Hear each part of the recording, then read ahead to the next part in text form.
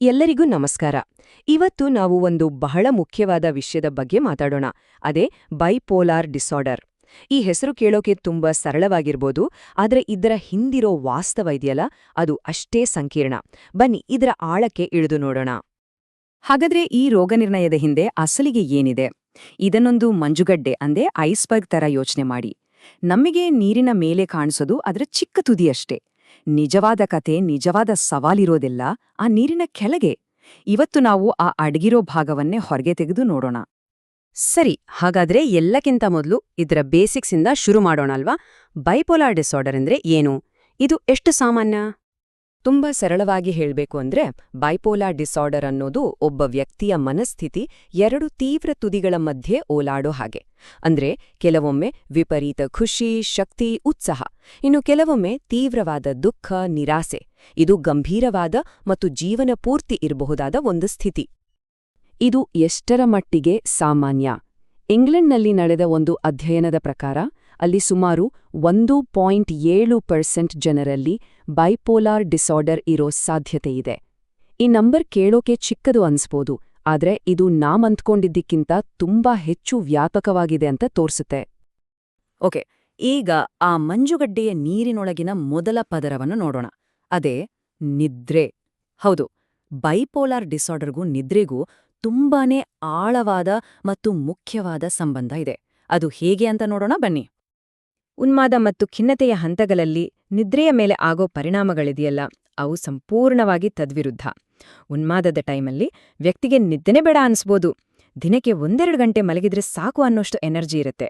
ಆದ್ರೆ ಖಿನ್ನತೆಯ ಹಂತದಲ್ಲಿ ಒಂದೋ ರಾತ್ರಿ ಇಡೀ ನಿದ್ದೆ ಬರಲ್ಲ, ಇಲ್ಲಾಂದ್ರೆ ದಿನ ಪೂರ್ತಿ ಮಲಗಿದ್ರೂ ಸಾಕಾಗಲ್ಲ. ಅಂದ್ರೆ ನಿದ್ದೆ ಕೆಡೋದು ಕೇವಲ ಒಂದು ಲಕ್ಷಣ ಅಷ್ಟೇ ಅಲ್ಲ, ಇದು ಮುಂದೆ ಬರಬಹುದಾದ ಉನ್ಮಾದದ ಹಂತದ ಒಂದು ದೊಡ್ಡ ವಾರ್ನಿಂಗ್ ಸೈನ್ ಇದ್ಹಾಗೆ. 2003ರಲ್ಲಿ ನಡೆದ ಒಂದು ಸಂಶೋಧನೆಯ ಪ್ರಕಾರ ಉನ್ಮಾದ ಶುರುವಾಗೋದಕ್ಕೆ ಅತೀ ಸಾಮಾನ್ಯವಾದ ಮೊದಲ ಸೂಚನೆಯೇ ನಿದ್ರೆಯಲ್ಲಿ ಆಗೋ ಬದಲಾವಣೆ. ಮತ್ತು ಇದು ಒಂದು ತುಂಬಾನೇ ಅಪಾಯಕಾರಿ ವಿಷವರ್ತುಲವನ್ನೇ ಸೃಷ್ಟಿ ಮಾಡುತ್ತೆ. ನೋಡಿ, ಮೊದಲು ನಿದ್ದೆ ಕಡಿಮೆ ಆಗುತ್ತೆ. ಆ ನಿದ್ದೆ ಕಡಿಮೆ ಆಗಿದ್ದೇ ಉನ್ಮಾದದ ಹಂತವನ್ನ ಟ್ರಿಗರ್ ಮಾಡುತ್ತೆ. ಆಮೇಲೆ ಆ ಉನ್ಮಾದದ ಸ್ಥಿತಿಯಿಂದ ನಿದ್ದೆ ಇನ್ನೂ ಕಡಿಮೆ ಆಗುತ್ತೆ. ಹೀಗೆ ಸ್ಥಿತಿ ಇನ್ನಷ್ಟು ಹದೆಗಡ್ತಾ ಹೋಗುತ್ತೆ. ಇದರಿಂದ ಹೊರಗೆ ಬರೋದು ತುಂಬಾ ಕಷ್ಟ. ಸರಿ, ಈಗ ಮುಂದಿನ ಪದರಕ್ಕೆ ಹೋಗೋಣ. ಅದುವೇ ಆತಂಕ ಅಂದ್ರೆ ಆಂಗ್ಸೈಟಿ. ಬೈಪೋಲಾರ್ ಡಿಸಾರ್ಡರ್ ಜೊತೆಗೆ ಆತಂಕದ ಸಮಸ್ಯೆಗಳು ಕೂಡ ತುಂಬಾ ಸಾಮಾನ್ಯವಾಗಿ ಕಾಣಿಸ್ಕೊಳ್ತವೆ. ಇದನ್ನ ಅರ್ಥ ಮಾಡ್ಕೊಳ್ಳೋಕೆ ಸಹ ಅಸ್ವಸ್ಥತೆ ಅಥವಾ ಕೋಮಾರ್ಬಿಡಿಟಿ ಅನ್ನೋ ಪದದ ಅರ್ಥ ತಿಳ್ಕೋಬೇಕು. ಇದರ ಅರ್ಥ ತುಂಬಾ ಸಿಂಪಲ್. ಒಬ್ಬ ವ್ಯಕ್ತಿಗೆ ಒಂದೇ ಸಮಯದಲ್ಲಿ 2 ಅಥವಾ ಅದಕ್ಕಿಂತ ಹೆಚ್ಚು ಆರೋಗ್ಯ ಸಮಸ್ಯೆಗಳು ಇರೋದು ಅಷ್ಟೇ. ಅಬ್ಬಾ, ಈ ನಂಬರ್ ನೋಡಿ, ಇದು ನಿಜವಾಗ್ಲೂ ಆಘಾತಕಾರಿ.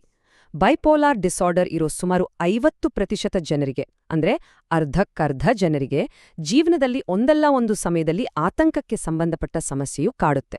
ಅಂದ್ರೆ ಇವೆರಡಕ್ಕೂ ಎಷ್ಟು ಹತ್ರದ ಸಂಬಂಧ ಇದೆ ನೋಡಿ. ಹಾಗಾದ್ರೆ ಈ ಎರಡೂ ಒಟ್ಟಿಗೆ ಇದ್ದಾಗೇನಾಗುತ್ತೆ? ಪರಿಣಾಮಗಳು ಇನ್ನಷ್ಟು ಗಂಭೀರವಾಗುತ್ತೆ. ಅಸ್ವಸ್ಥತೆಯ ತೀವ್ರತೆ ಜಾಸ್ತಿಯಾಗುತ್ತೆ, ಚಿಕಿತ್ಸೆ ಸರಿಯಾಗಿ ಕೆಲಸ ಮಾಡಲ್ಲ, ಮತ್ತು ಅತಿ ದುಃಖದ ಸಂಗತಿಯಂದ್ರೆ ಆತ್ಮಹತ್ಯೆಯ ಅಪಾಯ ಕೂಡ ಹೆಚ್ಚಾಗುತ್ತೆ. ಇದ್ರಿಂದ ಸಹಜವಾಗೇ ಜೀವನದ ಗುಣಮಟ್ಟ ಕುಸಿದೋಗುತ್ತೆ. ನಾವು ಇಷ್ಟೆಲ್ಲಾ ಸಂಕೀರ್ಣತೆಗಳ ಬಗ್ಗೆ ಮಾತಾಡಿದ್ವಿ. ಈಗ ಮತ್ತೆ ಆ ಮಂಜುಗಡ್ಡೆಯ ಮೇಲ್ಭಾಗಕ್ಕೆ ಬರೋಣ. ವಾಸ್ತವದಲ್ಲಿ ಈ ಸ್ಥಿತಿಯಿರೋ ಜನರಿಗೆ ಸಹಾಯ ಸಿಗ್ತಿದ್ಯಾ?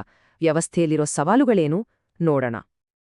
ಈ ಸಂಖ್ಯೆಯನ್ನ ನೋಡಿದ್ರೆ ನಂಬೋಕೆ ಕಷ್ಟ ಆಗುತ್ತೆ ಅಲ್ವಾ?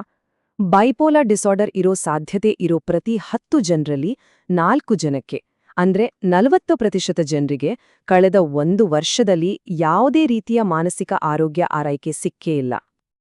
ಅದಕ್ಕಿಂತ ಶಾಕಿಂಗ್ ವಿಷಯ ಏನಂದ್ರೆ ಪ್ರತಿ 7 ಜನರಲ್ಲಿ ಒಬ್ರು ತಾವಾಗೇ ಹೋಗಿ ಸಹಾಯ ಕೇಳಿದರೆ, ಆದ್ರೂ ಅವರಿಗೆ ಸಹಾಯ ಸಿಕ್ಕಿಲ್ಲ.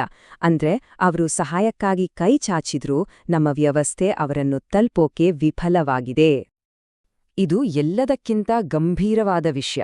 ಡಾಕ್ಟರ್ ಹತ್ರ ಹೋಗಿ ನಿಮ್ಗೆ ಬೈಪೋಲಾರ್ ಡಿಸಾರ್ಡರ್ ಇದೆ ಅಂತ ರೋಗ ನಿರ್ಣಯ ಆದ್ಮೇಲೂ ಅರ್ಧಕ್ಕಿಂತ ಹೆಚ್ಚು ಜನರಿಗೆ ಕಳೆದ ವರ್ಷ ಯಾವುದೇ ಆರೈಕೆ ಸಿಕ್ಕಿಲ್ಲ.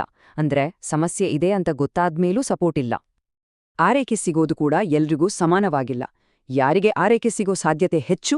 ಮಹಿಳೆಯರಿಗೆ, ಕೆಲಸ ಇಲ್ಲದವರಿಗೆ ಮತ್ತು ಆತ್ಮಹತ್ಯೆ ಬಗ್ಗೆ ಯೋಚನೆ ಮಾಡ್ತಿರೋರಿಗೆ. ಇದರ ಅರ್ಥ ಏನು?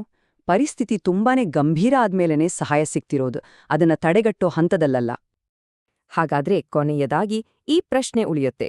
ಒಂದು ಆರೋಗ್ಯ ಸ್ಥಿತಿ ಬಗ್ಗೆ ನಮಗೆ ಇಷ್ಟೆಲ್ಲ ಗೊತ್ತಿದ್ರೂ, ವೈದ್ಯಕೀಯ ಜಗತ್ತು ಇಷ್ಟೆಲ್ಲ ಮುಂದುವರೆದಿದ್ರೂ ಯಾಕೆ ಇಷ್ಟೊಂದು ಜನರು ಇವತ್ತಿಗೂ ಯಾವುದೇ ಬೆಂಬಲವಿಲ್ಲದೆ ಒಂಟಿಯಾಗಿ ಉಳಿದಿದ್ದಾರೆ? ಇದು ನಮ್ಮೆಲ್ಲರನ್ನೂ ಕಾಡಬೇಕಾದ ಪ್ರಶ್ನೆ ಅಲ್ವಾ? ಇದ್ರ ಬಗ್ಗೆ ಯೋಚಿಸಿ.